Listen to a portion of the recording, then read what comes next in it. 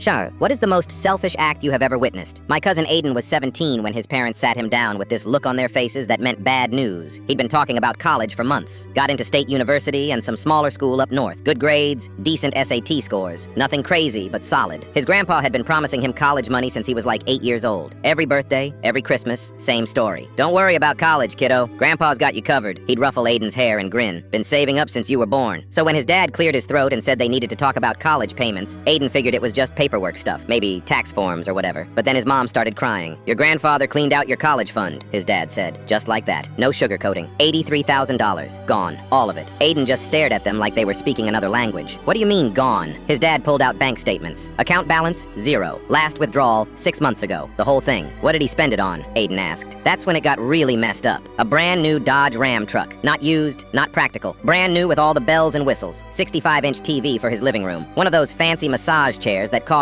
more than most people make in 2 months. And a month-long cruise to Alaska with some woman named Beverly that none of them had ever met. When Aiden's parents confronted his grandpa, you know what he said? The kid's smart. He'll figure something out. Like it was no big deal. Like 18 years of promises meant nothing. Like watching his grandson work double shifts at a gas station while his friends went off to college was just part of life. The worst part was his grandpa's Facebook. Every single day, new photos. Him and Beverly at fancy restaurants, posing next to his truck, sitting in his massage chair with captions like, living my best life and no regrets at 72. When Aiden's mom called him crying, begging him to at least help with some of the money back, his grandpa laughed. Actually laughed. I raised 3 kids and put them through school. I did my part. Time for me to enjoy life. But he hadn't put anyone through school. Aiden's parents paid their own way. His uncle dropped out because there was no money. His aunt went to community college and worked nights for 6 years to afford it. Aiden had to defer college for a year. Picked up 40-hour weeks at Quick Trip, saving every penny. His friends would come by sometimes, talking about dorm life and parties and professors. He'd just nod and smile, counting 20s in his head. The family basically exploded. Aiden's mom stopped talking to her dad completely. His uncle tried to play peacekeeper but gave up after his dad called him naive. Christmas was canceled. Birthdays got weird. All because one old man decided he deserved a truck more than his grandson deserved an education. 3 years later, Aiden finally made it to college. State University, just like he planned. Except now he was 21, working weekends to afford ramen, watching 18-year-olds complain about their meal plans. Then last month, his grandpa called. Beverly had left him for some guy with a boat. The truck needed expensive repairs he couldn't afford. The cruise money was long gone, and his social security wasn't covering his bills. He was getting moved to a nursing home and needed help with the costs. I know we had our differences, his grandpa said, but family helps family. Aiden listened to the whole sob story about being lonely, about not having enough money for the nice nursing home, about how he'd made mistakes, but family should forgive. When his grandpa finished talking, Aiden was quiet for a long time. Finally, he said, "Remember what you told me when I needed college money? That was different. You're smart, Grandpa. You'll figure something out." Then he hung up. His grandpa called back 17 times that day. Aiden never answered.